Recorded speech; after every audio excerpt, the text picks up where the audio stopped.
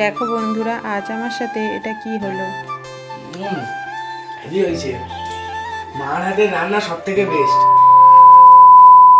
Hello everyone, প্রতিদিনের মতো আরও একটা নতুন ব্লগ নিয়ে তোমাদের সামনে হাজির হয়ে গেলাম। আশা করছি তোমরা সবাই খুব ভালো আছো, আর আমিও কিন্তু অনেক অনেক অনেক ভালো আছি তোমাদের আশীর্বাদ আর ভালোবাসাতে। তো দেখো, সকাল সকাল তোমাদের দাদাভাই কিন্তু ফুল নিয়ে চলে এলো, আর এদিকে কিন্তু আমিও বাসি কাজ ছেড়ে চলে এসেছি কিন্তু ঠাকুর ঘরে। আর দেখো, আমি আসার আগে তোমাদের দাদাভাই কিন্তু ঠাকুর ঘরে চলে এসছে। সত্যি কথা বলতে বৃহস্পতিবার হলে এতটাই চাপ হয়ে যায় আর কি বলবো। এদিকে আবার ছেলে স্কুল আছে, আর সত্যি বলতে বাসি কাজ সাথে সাথে এতটাই দেরি হয়ে গিয়েছে যে তোমাদের সঙ্গে আর কি বলবো। আর তোমরা তো জানো আমি আমার বাড়িতে সমস্ত কাজ কিন্তু আমি নিজেই করি।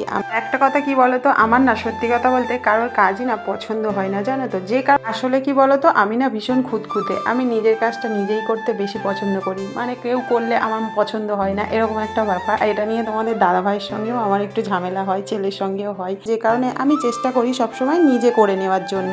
এই দেখো, তোমাদের সাথে গল্প করতে করতে ফাইনালি আমি কিন্তু পুজো করতে বসে গেছি। আর আমি আসার আগে দেখলেই তো তোমাদের দাদাভাই অনেক কিছু কিন্তু আমাকে হেল্প করে গেছে। যাই হোক, চলো পুজোটা আমি ঝটপট করে কিন্তু সেরে নিই। দেখো, আজ যেহেতু বৃহস্পতিবার, আর আজ কিন্তু লক্ষ্মীর ঘট পাততে হবে, যে কারণে তোমাদের দাদাভাই কিন্তু ঘরটা ভিজিয়ে দিয়ে গিয়েছিল। আর আমি দেখো ঘরটা ভালো করে ধুয়ে নিয়ে তার মধ্যে জল দিয়ে দিলাম। এবার কিন্তু আমের পল্লবটা দিয়ে দেবো। যাই হোক, তোমরা কারা কারা প্রতি বৃহস্পতিবার ঘট পাল্টাও, এটা কিন্তু অবশ্যই করে কমেন্টে জানিও। আমরা কিন্তু প্রতি বৃহস্পতিবারই ঘট পাল্টাই। সত্যি কথা বলতে কি বলো তো, যে মেয়েটা একদিন কিছুই পারতো না, সেই মেয়েটা আজ যেন পুরো পাকা গৃহিণী হয়ে গেছে। এই কথাটা আমার কথা নয়, আমার বাড়ির লোকের কথা।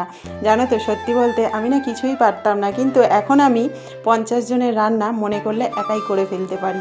যাই হোক, দেখো তোমাদের সঙ্গে গল্প করতে করতে আমার কিন্তু পুজো প্রায় শেষের পর্যায়ে। আর হ্যাঁ, তোমরা যে আমার ভিডিওগুলোকে এত এত ভালোবাসা দেবে, সত্যি বলছি আমি স্বপ্নেও ভাবিনি। তার জন্যে তোমাদেরকে অনেক অনেক ধন্যবাদ, আর মন থেকে বলছি অনেক অনেক ভালোবাসা। তো সত্যি বলতে কেউ করে ভালো কমেন্ট, কেউ কিন্তু করে আবার খারাপ কমেন্ট। দেখো, আমাদের হাতের 5টা আঙুল যেমন সমান নয়, সেরকম প্রত্যেকটা মানুষও কিন্তু সমান নয়। কেউ ভালোবাসে আমাকে, কেউ কিন্তু আমাকে হিংসা করে, আবার কেউ কিন্তু মন্দ কথাও বলে, তাই না? এগুলোকে নিয়েই কিন্তু আমাদের চলতে হবে। আর সব থেকে বড় কথা হলো, যারা ভালোবাসো আমাকে তাদের জন্য কিন্তু আমি ভিডিওগুলো বানাই, আর যারা মন্দ কথা বলো বা যারা খারাপ কমেন্ট করো তাদের জন্য কিন্তু আমি ভিডিওটা বানাই না। চাইলে তোমরা স্কিপ করে যেতে পারো বা আমাকে ব্লক করে দিতে পারো। যাই হোক, দেখো তোমাদের সঙ্গে গল্প করতে করতে আমার কিন্তু পুজো হয়ে গেল। আর দেখো তারপরে এসে কিন্তু ভাত বসিয়ে দিয়েছি, আর এদিকে কিন্তু দেখো আমি বাঁধাকপি কাটতে বসে গিয়েছি, যেহেতু ছেলে স্কুল আছে। আর এদিকে দেখো কি বিপদ ঘটিয়ে ফেললাম আজকে আমি। তো দেখো, গলগল করে আমার হাত থেকে রক্ত বেরোচ্ছে, কিন্তু কিচ্ছু করার নেই।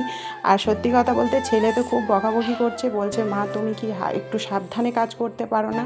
তো কী করবো বলো, তাড়াহুড়ো করতে গেলেই না বিপদ কিছু না কিছু ঘটে। আর আজ বৃহস্পতিবার দিন কি ঘটে গেল দেখো। যাই হোক, বড় সড়ো বিপদের হাত থেকে কিন্তু আজকে রক্ষা পেয়ে গেলাম, ছোটোর ওপর থেকে হয়ে গেল। যাই হোক, কিছু করার নেই, হাত নিয়ে কিন্তু আমাদের কাজ করতে হবে। যা হোক করে কষ্ট করে বাঁধাকপিটা কেটে নিলাম, আর তারপরে কিন্তু দেখো এখানে সয়াবিনের তরকারিটা বসিয়ে দিয়েছি। আর আজ আকাশটাও কিন্তু ভালোই মেঘলা করে আছে। যেহেতু ছেলে স্কুলে যাবে, আমার প্রচণ্ডই তাড়া, আমার আর হাত নিয়ে পড়ে থাকার সময় নেই। তা দেখো ছেলের এদিকে স্নান করা হয়ে গিয়েছে, তো ছেলেকে দিয়ে দিলাম খাবার। আর এখানে দেখো সয়াবিনের তরকারি আর ভাত, আর কালকেকারের ফুলকপি আলুর তরকারি তোমরা দেখলেই, প্রথমে গরম করে নিলাম, তো ওটা একটু দিয়ে দিলাম, কারণ হাতটার জন্যে প্রচণ্ড না জ্বালা করছিল, রান্নাটা কমপ্লিট করতে পারিনি। যাই ওটা দিয়েই ছেলেকে খেতে দিয়ে দিলাম। আর ওর সত্যি কথা বলতে ওর কোনো ঝামেলা নেই, ওর যদি কিছু একটু দিয়ে ভাত দাও ও খেয়ে নেবে। আমার ছেলে সত্যিই লক্ষ্মী। তো তারপরে দেখো ও অনেক কিছু বলছিল, মা আজকে নিউটেলাটা হেভি হয়েছে খেতে, আমার মায়ের হাতের রান্না বেস্ট। তো যাই হোক, তারপর দেখো ও স্কুলে চলে গেল। আর আজ ওই যে আমার হাত কেটে গিয়েছে, প্রচণ্ড জ্বালা করছিল, বললো মা তোমাকে যেতে হবে না, ও একটা বন্ধুর সঙ্গে চলে যাবে। আর আকাশটা দেখো একদম অন্ধকার করে রয়েছে। তো যাই হোক, কিচ্ছু করার নেই, রান্না তো আমার কমপ্লিট করতে হবে। আর এদিকে দেখো তোমরা তো দেখতেই পাচ্ছ, এ হাত ও হাত করে করে বাঁধাকপিটা কিন্তু আমি ফাইনালি সিদ্ধ করে নিলাম। একটা কথা কি বলো তো, কালও আমার হাতে কেটে গিয়েছে, আর আজ না দুটো হাতে কেটে গিয়েছে, মানে দুটো বুড়ো আঙুলে কেটেছে, বাঁ হাতেরও কেটেছে, ডান হাতে কেটেছে। ডান হাতেরটা তো তোমরা দেখলেই কতটা পরিমাণে রক্ত বেরিয়েছে। যাই হোক, চলো এবার ঝটঝট করে তরকারিটা বসিয়ে দিয়ে আমি চলে এসেছি নিচে। চাল দিয়ে গিয়েছে যে কারণে, আর তোমরা তো জানো ক্যামেরাম্যান নেই, স্কুলে গিয়েছে, আর আমার এক হাতে ব্যথা, যে কারণে এক হাত দিয়ে টেনে টেনে নিয়ে এলাম, আর এক হাত দিয়ে ক্যামেরাটা করলাম আর কি।